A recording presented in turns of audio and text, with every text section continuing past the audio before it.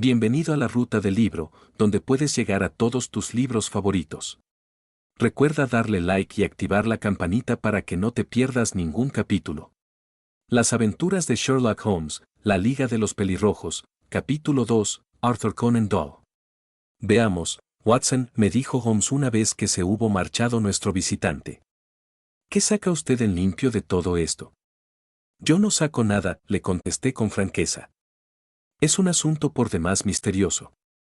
Por regla general, me dijo Holmes, cuanto más estrambótica es una cosa, menos misteriosa suele resultar.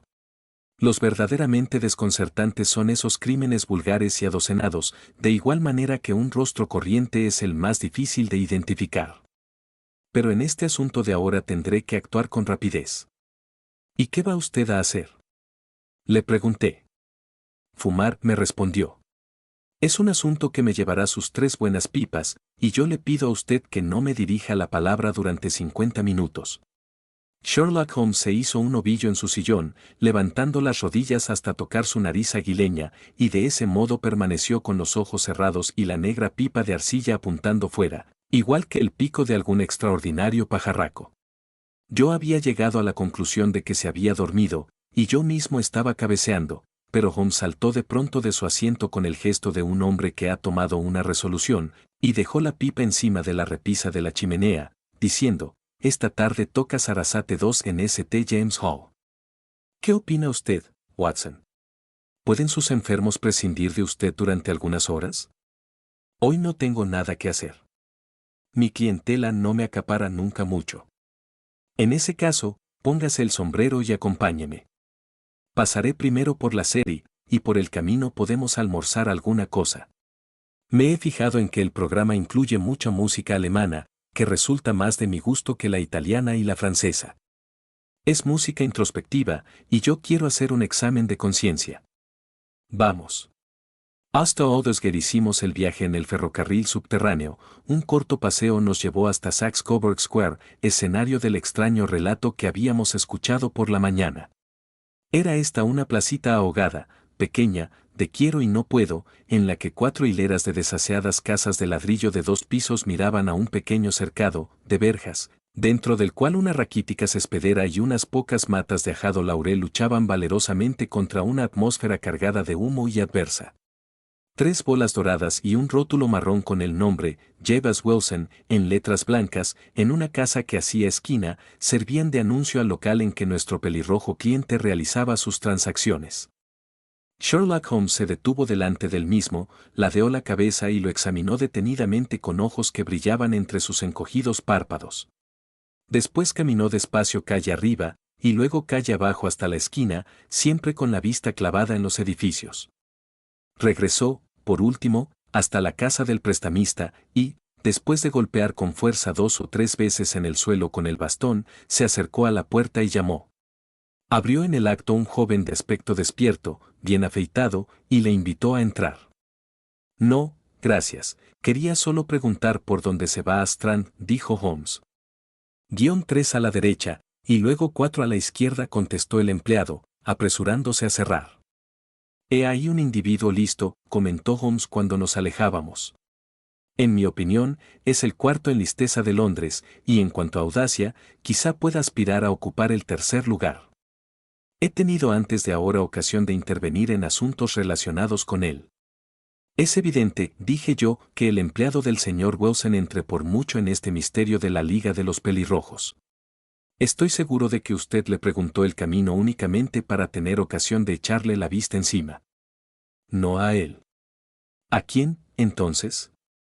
A las rodilleras de sus pantalones. ¿Y qué vio usted en ellas?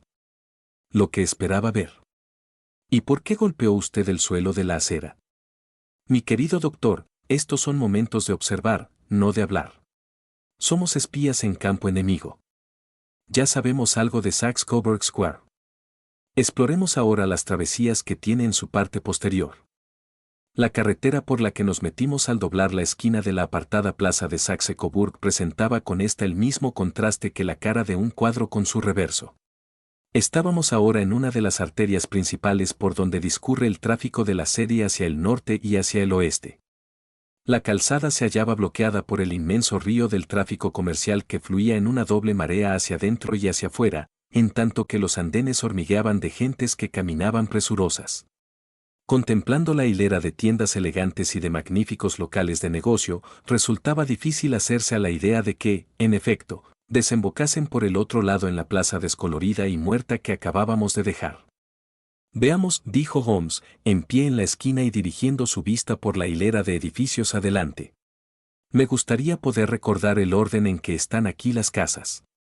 Una de mis aficiones es la de conocer Londres al dedillo. Tenemos el Mortimers, el despacho de tabacos, la tiendecita de periódicos, la sucursal Coburg del City y Suburban Bank, el restaurante vegetariano y el depósito de las carrocerías MC Farlane. Y con esto pasamos a la otra manzana, y ahora, doctor, ya hemos hecho nuestro trabajo, y es tiempo de que tengamos alguna distracción. Un bocadillo, una taza de café, y acto seguido a los dominios del violín, donde todo es dulzura, delicadeza y armonía, y donde no existen clientes pelirrojos que nos molesten con sus rompecabezas. Era mi amigo un músico entusiasta que no se limitaba a su gran destreza de ejecutante, sino que escribía composiciones de verdadero mérito. Permaneció toda la tarde sentado en su butaca sumido en la felicidad más completa, de cuando en cuando marcaba gentilmente con el dedo el compás de la música, mientras que su rostro de dulce sonrisa y sus ojos ensoñadores se parecían tan poco a los de Holmes el sabueso, a los de Holmes el perseguidor implacable, agudo, ágil, de criminales, ¿cómo es posible concebir? Los dos aspectos de su singular temperamento se afirmaban alternativamente, y su extremada exactitud y astucia representaban, según yo pensé muchas veces, la reacción contra el humor poético y contemplativo que, en ocasiones, se sobreponía dentro de él. Ese vaivén de su temperamento lo hacía pasar desde la más extrema languidez a una devoradora energía, y, según yo tuve oportunidad de saberlo bien, no se mostraba nunca tan verdaderamente formidable como cuando se había pasado días enteros descansando ociosamente en su sillón, entregado a sus improvisaciones y a sus libros de letra gótica. Era entonces cuando le acometía de súbito el anhelo vehemente de la casa, y cuando su brillante facultad de razonar se elevaba hasta el nivel de la intuición, llegando al punto de que quienes no estaban familiarizados con sus métodos le mirasen de soslayo, como a persona cuyo saber no era el mismo de los demás mortales. Cuando aquella tarde lo vi tan arrebujado en la música de St. James Hall, tuve la sensación de que quizás se les venían encima malos momentos a aquellos en cuya persecución se había lanzado. Seguramente que querrá usted ir a su casa, doctor, me dijo cuando salíamos.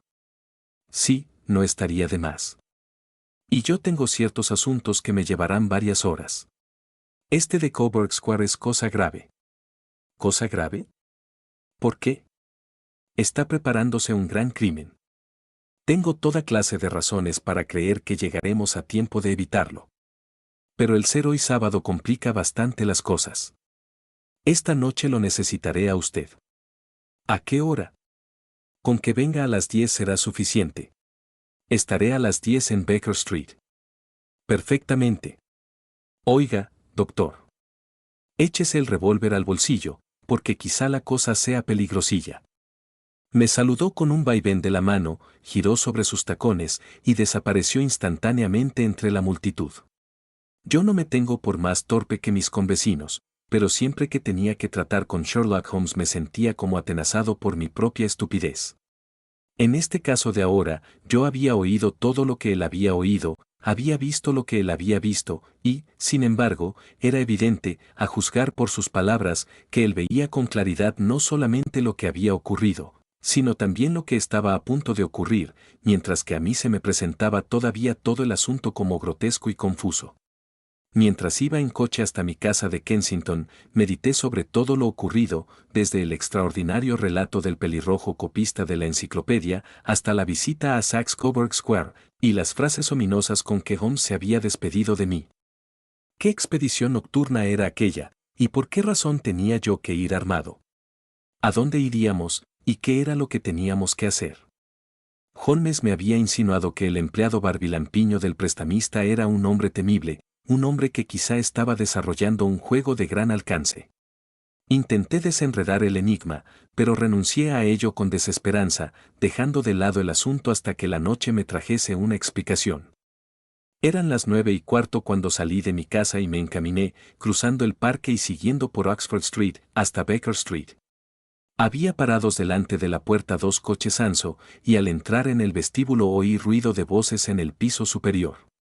Al entrar en la habitación de Holmes, encontré a este en animada conversación con 2 hombres, en uno de los cuales reconocí al agente oficial de policía Peter Jones, el otro era un hombre alto, delgado, caritristón, de sombrero muy lustroso y levita abrumadoramente respetable. Aja. Ya está completa nuestra expedición, dijo Holmes, abrochándose la zamarra de marinero y cogiendo del perchero su pesado látigo de caza. Creo que usted, Watson, conoce ya al señor Jones, de Scotland Yard. Permítame que le presente al señor Merriweather, que será esta noche compañero nuestro de aventuras. Otra vez salimos de casa por parejas, como usted ve, doctor, me dijo Jones con su prosopopeya habitual. Este amigo nuestro es asombroso para levantar la pieza. Lo que él necesita es un perro viejo que le ayude a cazarla. Espero que, al final de nuestra casa, no resulte que hemos estado persiguiendo fantasmas, comentó, lúgubre, el señor Merriweather. Caballero, ¿puede usted depositar una buena dosis de confianza en el señor Holmes?, dijo con engreimiento el agente de policía. Él tiene pequeños métodos propios, y estos son, si él no se ofende porque yo se lo diga, demasiado teóricos y fantásticos, pero lleva dentro de sí mismo a un detective hecho y derecho.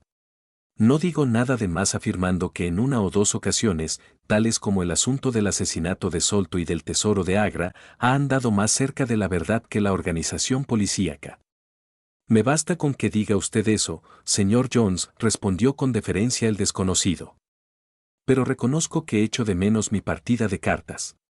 Por vez primera en 27 años, dejo de jugar mi partida de cartas un sábado por la noche. Creo, le hizo notar Sherlock Holmes, que esta noche se juega usted algo de mucha mayor importancia que todo lo que se ha jugado hasta ahora, y que la partida le resultará más emocionante. Usted, señor Merriweather, se juega unas 30.000 libras esterlinas, y usted, Jones, la oportunidad de echarle el guante al individuo a quien anda buscando. A John Clay, asesino, ladrón, quebrado fraudulento y falsificador. Se trata de un individuo joven, señor Merriweather, pero marcha a la cabeza de su profesión y preferiría esposarlo a él mejor que a ningún otro de los criminales de Londres. Este John Clay es hombre extraordinario. Su abuelo era duque de sangre real y el nieto cursó estudios en Eton y en Oxford. Su cerebro funciona con tanta destreza como sus manos, y aunque encontramos rastros suyos a la vuelta de cada esquina, jamás sabemos dónde dar con él. Esta semana violenta una casa en Escocia, y a la siguiente va y viene por Cornwall recogiendo fondos para construir un orfanato. Llevo persiguiéndolo varios años, y nunca pude ponerle los ojos encima. Espero tener el gusto de presentárselo esta noche. También yo he tenido mis más y mis menos con el señor John Clay, y estoy de acuerdo con usted en que va a la cabeza de su profesión. Pero son ya las 10 bien pasadas, y es hora de que nos pongamos en camino. Si ustedes suben en el primer coche, Watson y yo lo seguiremos en el segundo. Sherlock Holmes no se mostró muy comunicativo durante nuestro largo trayecto en coche, y se arrellanó en su asiento tarareando melodías que había oído aquella tarde. Avanzamos traqueteando por un laberinto inacabable de calles alumbradas con gas, y desembocamos, por fin, en Farringdon Street. Ya estamos llegando, comentó mi amigo. Este Merriweather es director de un banco, y el asunto le interesa de una manera personal. Me pareció asimismo bien el que nos acompañase Jones. No es mala persona, aunque en su profesión resulte un imbécil perfecto. Posee una positiva buena cualidad. Es valiente como un bulldog, y tan tenaz como una langosta cuando cierra sus garras sobre alguien. Ya hemos llegado, y nos esperan. Estábamos en la misma concurrida arteria que habíamos visitado por la mañana. Despedimos a nuestros coches y, guiados por el señor Merriweather, nos metimos por un estrecho pasaje y cruzamos una puerta lateral que se abrió al llegar nosotros. Al otro lado había un corto pasillo, que terminaba en una pesadísima puerta de hierro. También ésta se abrió, dejándonos pasar a una escalera de piedra y en curva, que terminaba en otra formidable puerta. El señor Merriweather se detuvo para encender una linterna, y luego nos condujo por un corredor oscuro y que olía a tierra, Luego, después de abrir una tercera puerta, desembocamos en una inmensa bóveda o bodega en que había amontonadas por todo su alrededor jaulas de embalaje con cajas macizas dentro. Desde arriba no resulta usted muy vulnerable, hizo notar Holmes, manteniendo en alto la linterna y revisándolo todo con la mirada. Ni desde abajo, dijo el señor Merriweather golpeando con su bastón en las losas con que estaba empedrado el suelo. Por vida mía, esto suena a hueco, exclamó, alzando sorprendido la vista. Me veo obligado a pedir a usted que permanezca un poco más tranquilo, le dijo con severidad Holmes. Acaba usted de poner en peligro todo el éxito de la expedición. ¿Puedo pedirle que tenga la bondad de sentarse encima de una de estas cajas sin intervenir en nada? El solemne señor Merriweather se encaramó a una de las jaulas de embalaje mostrando gran disgusto en su cara, mientras Holmes se arrodillaba en el suelo y, sirviéndose de la linterna y de una lente de aumento, comenzó a escudriñar minuciosamente las rendijas entre losa y losa. Le bastaron pocos segundos para llegar al convencimiento, porque se puso ágilmente en pie y se guardó su lente en el bolsillo. Tenemos por delante lo menos una hora, dijo a modo de comentario, porque nada pueden hacer mientras el prestamista no se haya metido en la cama. Pero cuando esto ocurra, pondrán inmediatamente manos a la obra, pues cuanto antes le den fin, más tiempo les quedará para la fuga. Doctor, en este momento nos encontramos, según usted habrá ya adivinado, en los sótanos de la sucursal que tiene en la sede uno de los principales bancos londinenses. El señor Merriweather es el presidente del consejo de dirección y él explicará a usted por qué razones puede esta bodega despertar ahora mismo vivo interés en los criminales más audaces de Londres. Se trata del oro francés que aquí tenemos, cuchicheó el director. Hemos recibido ya varias advertencias de que quizás se llevase a cabo una tentativa para robárnoslo. ¿El oro francés? Sí. Hace algunos meses se nos presentó la conveniencia de reforzar nuestros recursos, y para ello tomamos en préstamo 30.000 napoleons oro al Banco de Francia. Ha corrido la noticia de que no habíamos tenido necesidad de desempaquetar el dinero, y que éste se encuentra aún en nuestra bodega. Esta jaula sobre la que estoy sentado encierra 2.000 napoleons empaquetados entre capas superpuestas de plomo. En este momento, nuestras reservas en oro son mucho más elevadas de lo que es corriente guardar en una sucursal, y el consejo de dirección tenía sus recelos por este motivo. Recelos que estaban muy justificados, hizo notar Holmes. Es hora ya de que pongamos en marcha nuestros pequeños planes. Calculo que de aquí a una hora las cosas habrán hecho crisis. Para empezar, señor Merriweather, es preciso que corra la pantalla de esta linterna sorda. ¿Y vamos a permanecer en la oscuridad? Eso me temo. Traje conmigo un juego de cartas, pensando que, en fin de cuentas, siendo como somos una partie carrée, quizá no se quedara usted sin echar su partidita habitual. Pero, según he observado, los preparativos del enemigo se hallan tan avanzados, que no podemos correr el riesgo de tener luz encendida. Y, antes que nada, tenemos que tomar posiciones. Esta gente es temeraria y, aunque los situaremos en desventaja, podrían causarnos daño si no andamos con cuidado. Yo me situaré detrás de esta jaula y ustedes escóndanse detrás de aquellas. Cuando yo los enfoque con una luz, ustedes los cercan rápidamente. Si ellos hacen fuego, no sienta remordimientos de tumbarlos a tiros, Watson. Coloqué mi revólver, con el gatillo levantado, sobre la caja de madera detrás de la cual estaba yo parapetado. Holmes corrió la cortina delantera de su linterna, y nos dejó, sumidos en negra oscuridad, en la oscuridad más absoluta en que yo me encontré hasta entonces. El olor del metal caliente seguía atestiguándonos que la luz estaba encendida, pronta a brillar instantáneamente.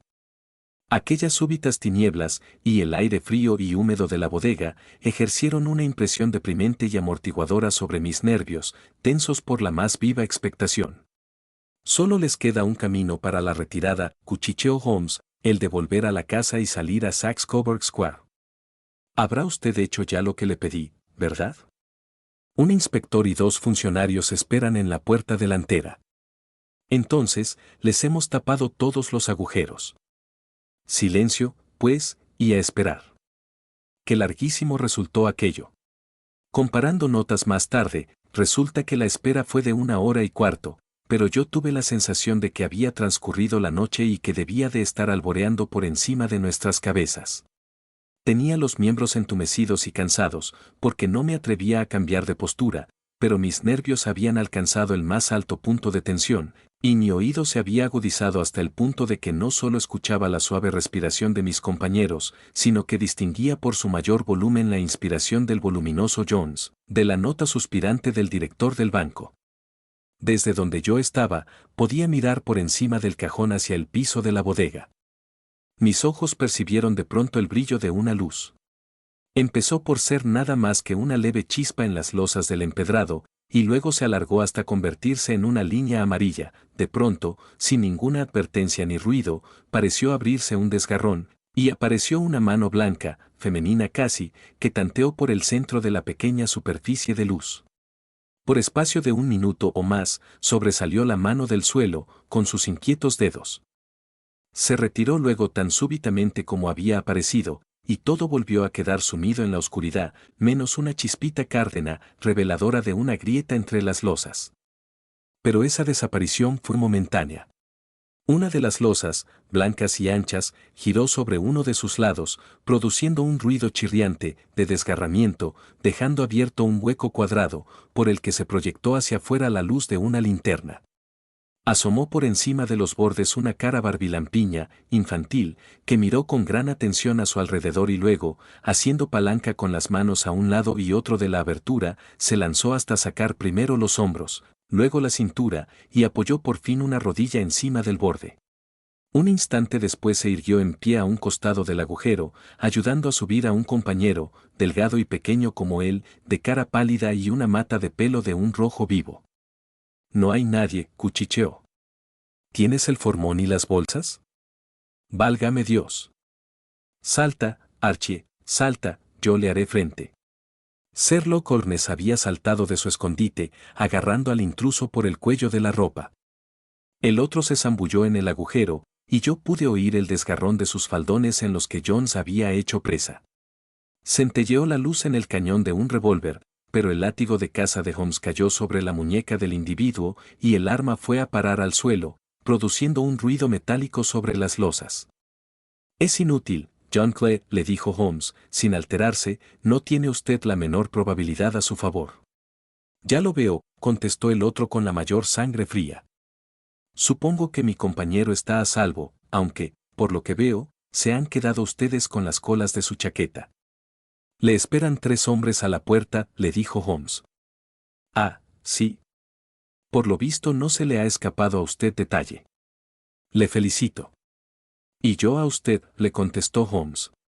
Su idea de los pelirrojos tuvo gran novedad y eficacia. Enseguida va usted a encontrarse con su compinche, dijo Jones. Es más ágil que yo descolgándose por los agujeros. Alargue las manos mientras le coloco las pulseras. Haga el favor de no tocarme con sus manos sucias, comentó el preso, en el momento en que se oyó el clic de las esposas al cerrarse. Quizá ignore que corre por mis venas sangre real. Tenga también la amabilidad de darme el tratamiento de señor y de pedirme las cosas por favor. Perfectamente, dijo Jones, abriendo los ojos y con una risita. Se digna, señor, caminar escaleras arriba, para que podamos llamar a un coche y conducir a Su Alteza hasta la comisaría? Así está mejor, contestó John Clay serenamente. Nos saludó a los 3 con una gran inclinación cortesana y salió de allí tranquilo, custodiado por el detective. Señor Holmes, dijo el señor Merriweather, mientras íbamos tras ellos, después de salir de la bodega, yo no sé cómo podrá el banco agradecérselo y recompensárselo. No cabe duda de que usted ha sabido descubrir y desbaratar del modo más completo una de las tentativas más audaces de robo de bancos que yo he conocido. Tenía mis pequeñas cuentas que saldar con el señor John Clay, contestó Holmes. El asunto me ha ocasionado algunos pequeños desembolsos que espero que el banco me reembolsará. Fuera de eso, estoy ampliamente recompensado con esta experiencia, que es en muchos aspectos única, y con haberme podido enterar del extraordinario relato de la Liga de los Pelirrojos. Ya de mañana, sentado frente a sendos vasos de whisky con soda en Baker Street, me explicó Holmes, comprenda usted, Watson, Resultaba evidente desde el principio que la única finalidad posible de ese fantástico negocio del anuncio de la liga y del copiar la enciclopedia tenía que ser el alejar durante un número determinado de horas todos los días a este prestamista, que tiene muy poco de listo. El medio fue muy raro, pero la verdad es que habría sido difícil inventar otro mejor. Con seguridad que fue el color del pelo de su cómplice lo que sugirió la idea al cerebro ingenioso de Cla. Las 4 libras semanales eran un señuelo que forzosamente tenía que atraerlo, ¿y qué suponía eso para ellos, que se jugaban en el asunto muchos millares?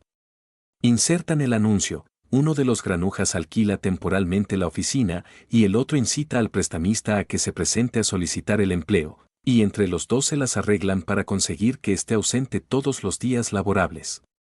Desde que me enteré de que el empleado trabajaba a mitad de sueldo, vi con claridad que tenía algún motivo importante para ocupar aquel empleo. ¿Y cómo llegó usted a adivinar este motivo?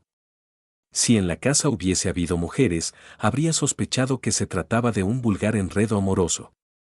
Pero no había que pensar en ello. El negocio que el prestamista hacía era pequeño, y no había nada dentro de la casa que pudiera explicar una preparación tan complicada y un desembolso como el que estaban haciendo. Por consiguiente, era por fuerza algo que estaba fuera de la casa. ¿Qué podía ser? Me dio en qué pensar la afición del empleado a la fotografía y el truco suyo de desaparecer en la bodega. La bodega. En ella estaba uno de los extremos de la complicada madeja. Pregunté detalles acerca del misterioso empleado, y me encontré con que tenía que habérmelas con uno de los criminales más calculadores y audaces de Londres. Este hombre estaba realizando en la bodega algún trabajo que le exigía varias horas todos los días, y esto por espacio de meses. ¿Qué puede ser?, volví a preguntarme. No me quedaba sino pensar que estaba abriendo un túnel que desembocaría en algún otro edificio. A ese punto había llegado cuando fui a visitar el lugar de la acción. Lo sorprendí a usted cuando golpeé el suelo con mi bastón. Lo que yo buscaba era descubrir si la bodega se extendía hacia la parte delantera o hacia la parte posterior. No daba a la parte delantera. Tiré entonces de la campanilla, y acudió, como yo esperaba, el empleado. Él y yo hemos librado algunas escaramuzas, pero nunca nos habíamos visto. Apenas si me fijé en su cara. Lo que yo deseaba ver eran sus rodillas. Usted mismo debió de fijarse en lo desgastadas y llenas de arrugas y de manchas que estaban. Pregonaban las horas que se había pasado socavando el agujero. Ya solo quedaba por determinar hacia dónde lo abrían. Doblé la esquina, me fijé en que el City y Suburban Bank daba al local de nuestro amigo y tuve la sensación de haber resuelto el problema. Mientras usted, después del concierto, marchó en coche a su casa, yo me fui de visita a Scotland Yard y a casa del presidente del directorio del banco, con el resultado que usted ha visto. ¿Y cómo pudo usted afirmar que realizarían esta noche su tentativa?, le pregunté. Pues bien, al cerrar las oficinas de la liga daban con ello a entender que ya les tenía sin cuidado la presencia del señor Jebus Wilson, en otras palabras, que habían terminado su túnel. Pero resultaba fundamental que lo aprovechasen pronto, ante la posibilidad de que fuese descubierto, o el oro trasladado a otro sitio. Les convenía el sábado, mejor que otro día cualquiera, porque les proporcionaba 2 días para huir. Por todas esas razones yo creí que vendrían esta noche. Hizo usted sus deducciones magníficamente, exclamé con admiración sincera. La cadena es larga, pero, sin embargo, todos sus eslabones suenan a cosa cierta. Me libró de mi fastidio, contestó Holmes, bostezando. Por desgracia, ya estoy sintiendo que otra vez se apodera de mí. Mi vida se desarrolla en un largo esfuerzo para huir de las vulgaridades de la existencia. Estos pequeños problemas me ayudan a conseguirlo. Y es usted un benefactor de la raza humana, le dije yo. Holmes se encogió de hombros y contestó a modo de comentario, pues bien, a fin de cuentas, quizá tengan alguna pequeña utilidad. L'homme c'est trien, l'œuvre c'est tout, según escribió Gustavo Flaubert a George Sand.